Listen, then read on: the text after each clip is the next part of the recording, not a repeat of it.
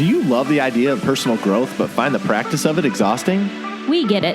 We're Brandon and Meghan Giggling, growth coaches with a mission to put the personal back in personal growth. If you want a new way of growing into the next version of you without the frustration, guilt, and overwhelm, you're in the right place. It's time to rethink your growth journey and make it into something that works for you. You in? Welcome to Growth Reframed.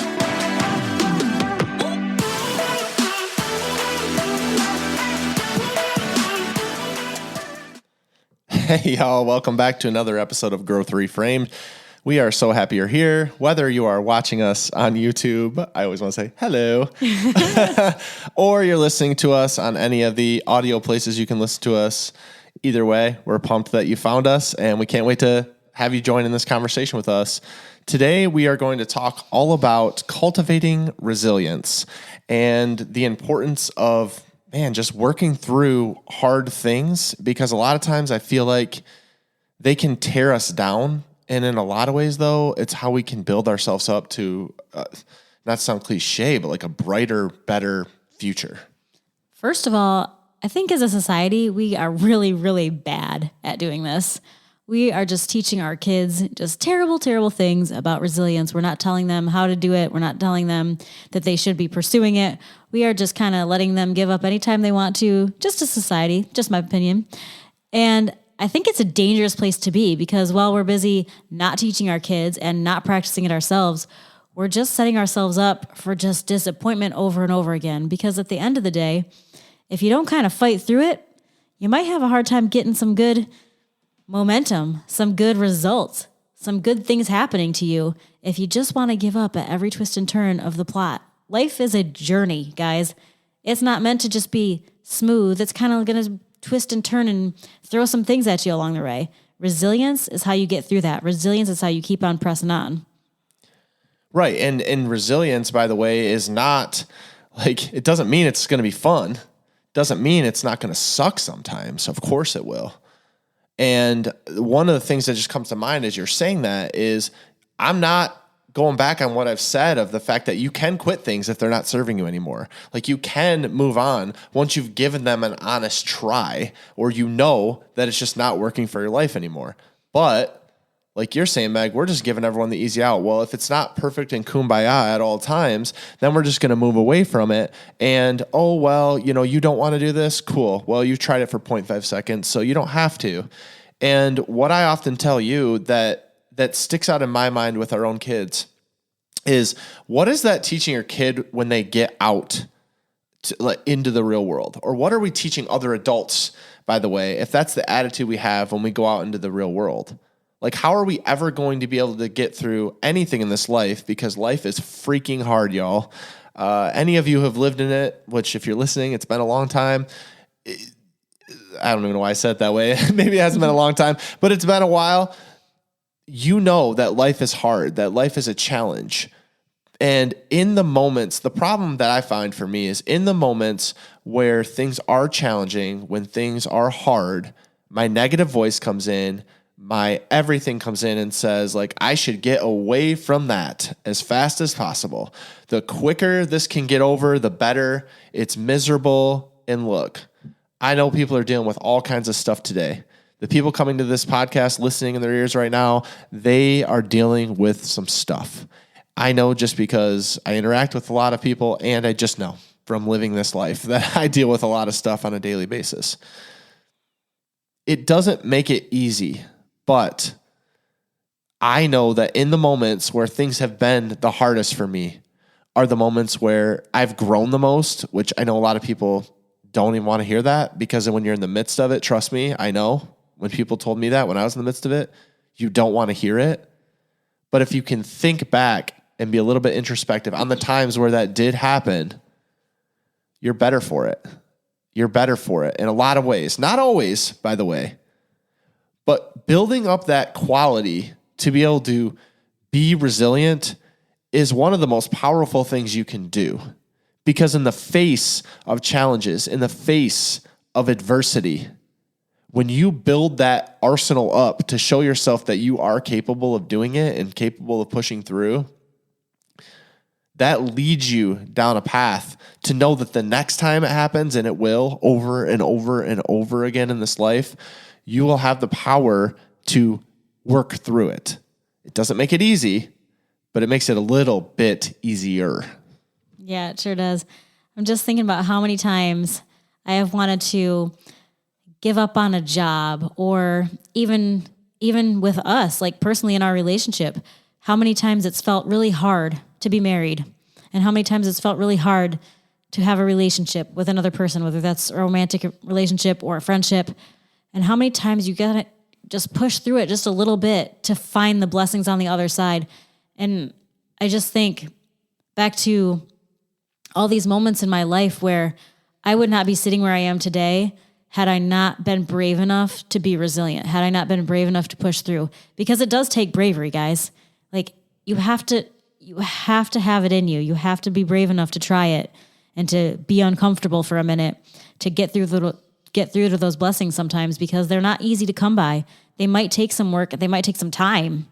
And I just keep thinking, like, what if I had given up in this scenario? Or what if I had given up in that scenario? I sure wouldn't be sitting here today doing what I'm doing, married to the man that I am, with the children that I have, with the life that we lead, because I would have given up on so many different things that would have put me down a totally different path. It doesn't mean I wouldn't have had a good life. It just means I wouldn't have had this specific life with this much amazingness in it. I don't think that I would be like, struggling super hardcore, but I don't think it would be this good. And much of what I've learned has just been through persevering through really difficult things. And that's both personally. Why can I not talk? Both personally and professionally. Yeah, but you're right. I mean, when I think about the moments in life that I just wanted to run away from, where, to be honest, like, I didn't even know how to get through the day, let alone get through the month, let alone get through the year. Like, it felt, whatever was in front of me felt so daunting. Like, you brought up our relationship. Like, our marriage struggles is a big one that stands out. When we first got married and we moved, like, multiple times when we first got married, that stands out. A blessing as big as having kids, like, is a challenge for me. And I think there's just been so many things in my life that make me feel like, again, I don't know how to get through, but the only way that I have gotten through is I didn't give up. I didn't shy away from it. And I took it one step, 1 hour, 1 minute, 1 second, however small you got to break it down to figure out how you're going to get through the time that you're currently in. That's how small and bite size you have to take it down to get through. And y'all, there's some days now, even still, I sit there and I'm like, I don't even know how I'm going to do this. Like, I don't know how I'm going to get through this. I don't know. There's no manual for how to get through this. This is such like a difficult thing or weird thing or odd thing. I think about all of us just living in this world right now, how screwed up it is. Like, I don't know how to manage this and raise kids in this and live through this time. But I'm not, what are my choices? I can give up and run away, or I can push through and try to move forward. And man, I mean, you talked about us giving a lot of easy outs, and I know that's hard for people to hear, and I know people won't want to hear it. But are you giving yourself the easy out? Because how many jobs have you been going to for $1 more an hour? How many relationships maybe have you gone through in your life? How many times have you moved thinking, well, that's going to be the fix. That's going to be the thing. That's going to be what fulfills me. And that's going to be the difference. But then you get there and it's not. What's the thing you're chasing? What's the thing you're running away from? And where has it landed you? The fact is, a lot of times there's tough things and you just have to be brave and have courage, like you said, Meg, in the face of those tough things. They don't become easier, but the more you are willing to lean in and do it, they do get a little bit easier. Like, it doesn't mean that you just, oh, well, now I'm having this issue at work, so I'm good because, it's happened before. No, that's not what it is. But it does, much like anything else in your life, get a little bit easier. Well, I think that every time you go through something hard and come through it on the other end, and you've shown that resilience, you've gotten that muscle kind of flexed a little bit. And so you almost feel like the next time that something happens that's hard, you can think back to that past thing and use it. Like, use it as your own little internal ammo to say, hey, yeah, it's really hard right now, but I can do hard things, because I remember when I had that thing going on. That work thing was really tough. And now this work thing is, again, tough, but it's a different work thing. But guess what? If I got through that, I'll get through this too. Right. And the more we just use that muscle and actually allow ourselves to think back and kind of pat ourselves on the back a little bit for how we got through that last thing, we'll be able to use that to propel ourselves forward through this current thing. Right. By the way, I love how you said that, because it's like, we should do that more. I don't know why we don't. I think a lot of it is because we don't want to be vulnerable and share like what we're actually have dealt with. You don't even necessarily have to share it, but remember it in your own mind. Mm-hmm. Like, I have a running catalog in my mind. And like I said, I don't even know a lot of ways. Like, I couldn't even tell you how I did it, how I got through it, except to just continue to move forward. Like, not run away, not step back into the past, just continue to move forward slowly. That's really what it was. And then just being strong enough to not give up in the face of it. But now I have a whole catalog of those things that I can pull from, that I can go back and say, yeah, I did that, because stuff constantly will continue to come up. It constantly comes up for me. And one of the things that I admire about you, I admire about myself, is like, we just don't give up. Like, we're just not going to. And I think the issue really is, and I say this carefully because, you still can if it's not serving you. But in a lot of ways, I think we just give ourselves the easy out and we say, well, what's plan A, B, and C? Well, sometimes, you don't even know what the plans could be. Sometimes you're just like, well, let's just get to the next thing. What if you're meant to be in the moment you're currently in and learning and moving through it? And, a lot of times in my life, I've reflected in quiet moments by myself of, what was God teaching me in this moment? What was I supposed to be learning in this moment? What am I supposed to be learning in this current moment of where I'm really stressed? And what am I trying to be like, playing the victim and just like wishing it was over and praying it's over as quick as it possibly can be, because it sucks. And I'm like getting tears welled up my eyes right now, even thinking about some of the struggles. And I'm like, I don't understand why I have to be in it, but I understand that, like, if I'm not learning anything from it, then what am I doing? Like, what's the purpose? What's the reason? Sometimes you don't know the purpose of the reason, but sometimes you just need to push through. I didn't know, in the face of our relationship struggle, in the face of you saying, I'm done, that it would lead us to a place so many years later that we have the strongest, best relationship we've ever had. And we're sitting here recording a podcast that we're about to celebrate 200 episodes on, that we've been doing for 4 years. Like you said, none of that happens. I can sure as hell tell you that I never thought any of that was going to happen in the moment where you told me, I don't want to be with you anymore. Right. I never thought that was going to be the reality. But if it wasn't for that, we wouldn't be here. We would never have had the strong relationship. We might have just been wearing the mask and playing the parts and saying, well, yeah, we're the happy married couple. And on the inside, we were dying a little bit each day as it went on. I'd rather face what's in front of me and learn and go through it if it means that there's something brighter on the other side. There's always a rainbow after it rains, right? Like the old Andy Grammer lyric, rainbows after rain. Like that's how it happens. And we love to see this, by the way, in movies and everything else. You love to see the underdog story. You love to see the triumph. You love to see the impossible task in front of people, and then somehow they get on the other side. Why do you think we love to see that? Because we live it every day, y'all. It's us. And we have that choice. It's us. It might not be some epic battle or some big game that this person's winning for the championship. It's just me trying to get through my day. But that's why I love to watch it, because it's proving to me that people can do that. But just like the movie, just like the character, just like the people you look up to and admire, you can do that for yourself, and you can have your own catalog. But you got to just get through these hard things by continuing to push through them. Right. And sometimes you might feel like you can't do it by yourself. And I feel like that's okay too. I think it's totally fine to feel like you can't do it by yourself. And that's actually one of the things that I love most about our relationship, is because sometimes I feel like there is no way through. And you're right there behind me saying, yes, there is. We're going to push through anyway. And sometimes you feel like there's no way through. And I'm like, yeah, bro, we're getting through this. Let's go.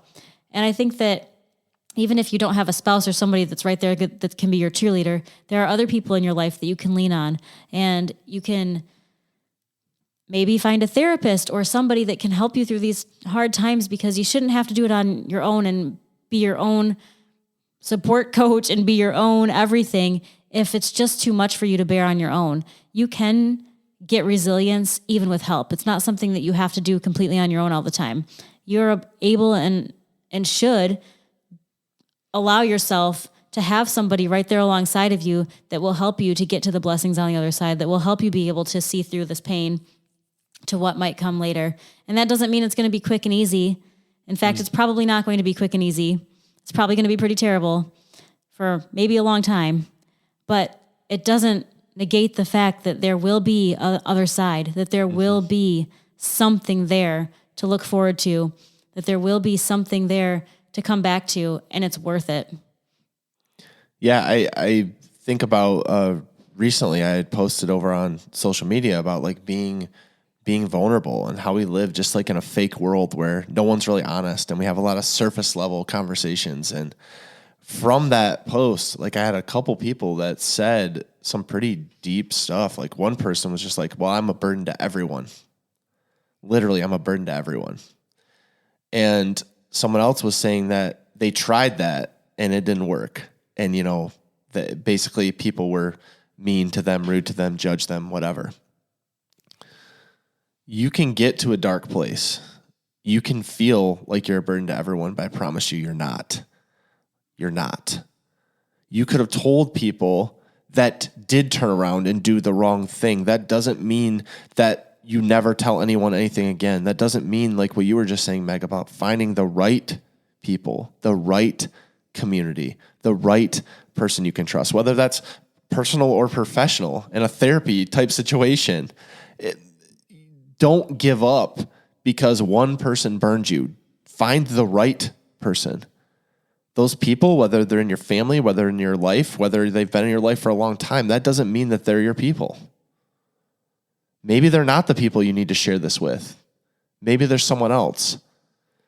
But so many times in life, when I talk to people out there, the story they tell is like, well, this person or that person. There's always a person, isn't there? And I get it. There's a lot of people doing a lot of hateful and terrible things out there. And there's people that I'm sure have done you wrong. But that doesn't mean that you close yourself off and don't ask for help if you need it. There's, like I said, there's personal people that maybe you could be more vulnerable with because you never have, because you don't want to burden them. Raise my hand, by the way. I lived that way for a long time. Still fight it. There are professionals, like I've gone to therapy. Meg, you've gone to therapy. I've known plenty of people to go to therapy. I don't know why it's so stigmatized. It's not. It never will be here. Or, you know, if you really feel like you have no one, what I do, talk to God. And I think he gets sick of me talking about some of the things that I'm talking about. But it feels good to know that I'm not alone. Because sometimes, even in the face of all of it, stuff is so big that I feel like I can't share with you even. And I feel like I'm alone. And then I realize that I'm not. And then on the other side of that, you said like there can be brighter things on the other side. There definitely can be brighter days, but like there's no guarantee of that either. It could be more challenges, but like I said, what choice do you have? You can continue to push through and continue with that hope and pursuit of better days, or you can sit and be in it forever. I'd rather at least try to pursue more things with no guarantee, because the only guarantee that it'll remain miserable is to just sit in it without trying any of the things we've just mentioned and not doing any actionable steps to move forward. Then you will probably continue to be miserable because you're not doing anything proactively to try to move forward or try to share the load. All right, guys. Thanks so much for joining us today on Growth Reframed. We want you to know that it's worth it. Go ahead, practice that resilience muscle. We love y'all. We'll see you next week. Thanks for listening to Growth Reframed. If you enjoyed this episode, please make sure to subscribe and leave us a review. We would love to connect with you, so shoot us a DM on Instagram @Growth Reframed. We love y'all.